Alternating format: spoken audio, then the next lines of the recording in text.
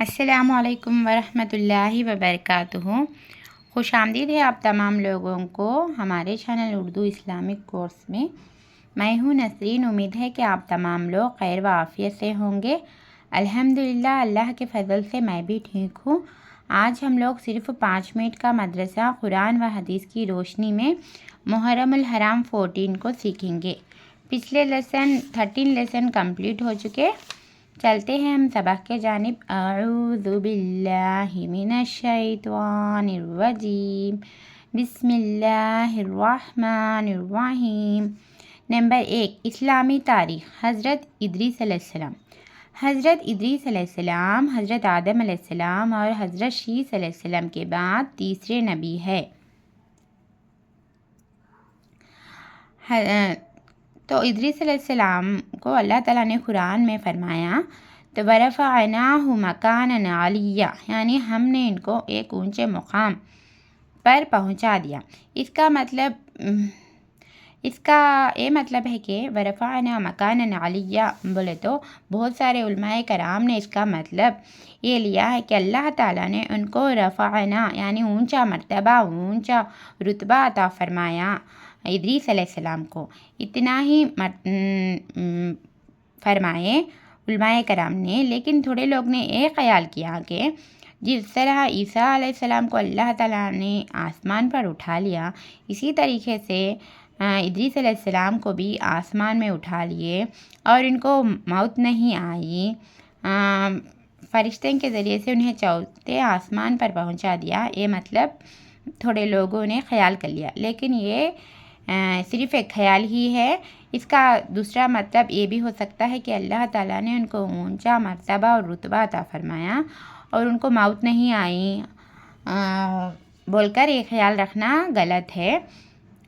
اس لیے ہم یہی سوچ رکھنا چاہیے کہ اللہ تعالیٰ نے ان کو ایک اونچا مرتبہ اور رتبہ عطا فرمائے اور ان کو موت نہیں آئے، مرے نہیں بول کر یہ خیال نہیں رکھنا چاہیے۔ حضور صلی اللہ علیہ وسلم کو جب معراج ہوئی تو حضرت ادریس علیہ السلام سے چوتھے آسمان پر ملاقات ہوئی تھی۔ نمبر 2، اللہ کی قدرت۔ ایک ہی پانی سے پھل اور پھول کی پیدائش۔ اللہ تعالیٰ زبردست قدرت والا ہے۔ اس نے ایک ہی زمین اور ایک ہی پانی سے مختلف قسم کے درخت، پھل اور پھول بنائے۔ ہر ایک کا مزہ اور رنگ الگ الگ ہے، کوئی میٹھا ہے تو کوئی کھٹا، کوئی سرخ ہے تو کوئی سفید ہے، حالانکہ سب ایک ہی زمین اور ایک ہی پانی سے پیدا ہوئے۔ واقعی اللہ تعالیٰ بڑی قدرت والا ہے۔ نمبر 3، ایک فرض کے بارے میں۔ والدین کے ساتھ اچھا برتاؤ کرنا فرض ہے۔ اولاد کے لیے فرض ہے کہ ہر حال میں اپنے ماں باپ کے ساتھ اچھا برتاؤ کرے۔ قرآن میں اللہ تعالیٰ نے جگہ جگہ اس کی تاکید فرمائی، بلکہ ایک جگہ پر تو اپنی عبادت و بندگی کے ساتھ ساتھ والدین سے حسن سلوک کا حکم دیا۔ چنانچہ فرمایا، اور تیرے رب نے حکم دے دیا ہے کہ تم اس کے علاوہ کسی کی عبادت مت کرو اور اپنے ماں باپ کے ساتھ اچھا برتاؤ کیا کرو۔ نمبر 4، قرآن اور حضور صلی اللہ علیہ وسلم سے ایک دعا۔ جہالت سے پناہ کی دعا۔ جہالت سے بچنے کے لیے اس دعا کا اہتمام کرنا چاہیے۔ اعوذ باللہ ان اکون من الجاہلین۔ ترجمہ، اللہ کی پناہ مانگتی ہوں میں اس بات سے کہ میں جاہلوں میں سے ہو جاؤں۔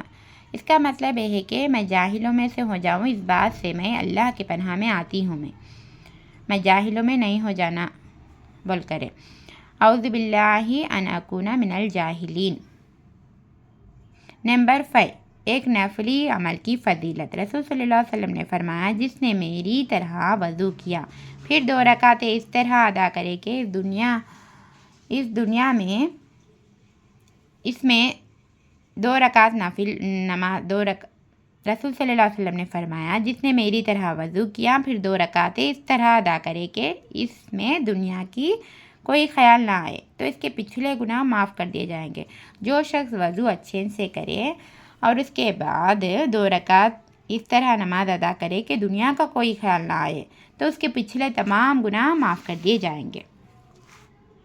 نمبر 6، ایک گناہ کے بارے میں۔ مسجد میں دنیا کی باتیں کرنا۔ رسول صلی اللہ علیہ وسلم نے فرمایا، ایک زمانہ ایسا آئے گا کہ لوگ مسجد میں دنیاوی باتیں کریں گے۔ تم کو چاہے کہ ان لوگوں کے پاس نہ بیٹھو۔ اللہ کو ان لوگوں سے کوئی واسطہ نہیں۔ کن لوگوں سے اللہ کو کوئی واسطہ نہیں؟ جو مسجد میں دنیا کی باتیں کرتے ہیں ان لوگوں سے کوئی واسطہ نہیں۔ اس لیے ہمیں چاہیے کہ مسجد میں دنیا کی باتیں نہیں کرنا چاہیے۔ اللہ کا گھر ہے، اس میں نیک باتیں، قرآن اور حدیث کے باتیں، اس لیے نیک کام ہونا چاہیے۔ مسجد میں اللہ کا گھر ہے، اس میں دنیا کے باتیں کی کوئی گنجائش نہیں ہے، اس لیے ہم مسجد میں دنیا کی کوئی باتیں نہیں کرنا چاہیے۔ نمبر 7، دنیا کے بارے میں۔ دنیا کا سامان چند روزہ ہے۔ قرآن پاک میں اللہ تعالیٰ فرماتا ہے دنیا کا ساز و سامان کچھ ہی دن رہنے والا ہے، اور اس شخص کے لیے آخرت ہر طرح سے بہتر ہے جو اللہ سے ڈرتا ہو، اور قیامت میں تم پر ذرا برابر بھی ظلم نہ کیا جائے گا۔ نمبر 8، آخرت کے بارے میں۔ جنتیوں کا حال۔ رسول صلی اللہ علیہ وسلم نے فرمایا جنت میں لوگ کھائیں گے اور پئیں گے، لیکن نہ تو پیشاب پائخانہ کریں گے اور نہ ہی ناک چھینکیں گے، بلکہ ان کا کھانا اس طرح ہضم ہوگا کہ ڈکار آئے گی جس سے مشک کی خوشبو پھیلے گی، اور ان کو اللہ کی ایسی تسبیح اور تکبیر بتائی جائے گی جس کو پڑھنا اتنا آسان ہوگا جتنا دنیا میں تمہارے لیے سانس لینا آسان ہے۔ جنت میں اللہ کی تسبیح اور تکبیر ایسی کریں گے جس طرح سے ہم سانس لیتے اتنا آسان ہے، اس طرح اللہ کی تسبیح و تکبیر کرنا سانس لینے کی طرح آسان ہو جائے گا۔ اور جنت میں لوگ کھائیں گے پئیں گے، لیکن پیشاب پائخانہ نہ آئے گا اور نہ ہی ناک چھینکیں گے، بلکہ کھانا اس طرح ہضم ہوگا کہ صرف ڈکار آئے گی، اس سے کھانا ہضم ہو جائے گا۔ اس ڈکار میں مشک کی خوشبو آئے گی، پھیلے گی۔ نمبر 9، قرآن اور طب نبوی سے علاج۔ پھتری کا علاج۔ رسول صلی اللہ علیہ وسلم نے مکہ کے بارے میں فرمایا مکہ کے سبزے یعنی ہریالی نہ کاٹا جائیں۔ حضرت ابن عباس رضی اللہ تعالیٰ عنہ نے نبی کریم صلی اللہ علیہ وسلم سے عرض کیا اذخر، گھاس کے علاوہ، کیونکہ مکہ والوں کے لیے زینت اور گھریلو ضروریات میں استعمال ہوتی ہے۔ نبی صلی اللہ علیہ وسلم نے فرمایا ٹھیک ہے، اذخر اس سے الگ ہے۔ خلاصہ اذخر یہ خوشبودار گھاس ہے۔ علامہ ابن قیم رحمۃ اللہ علیہ اس کے فائدے میں لکھتے ہیں یہ پھتری کو باریک کر کے باہر نکال دیتی ہے۔ اگر معدہ، جگر اور گردوں میں سخت سوجن ہو تو اس کے پینے سے سوجن ختم ہو جاتی ہے۔ رسول صلی اللہ علیہ وسلم نے فرمایا مکے میں ہریالی کو نہ کاٹا جائے، صرف اذخر کے سوا۔ اذخر کو کاٹنے کا حکم اس لیے ہے کہ اذخر کی وجہ سے بہت سارے فائدے ہیں۔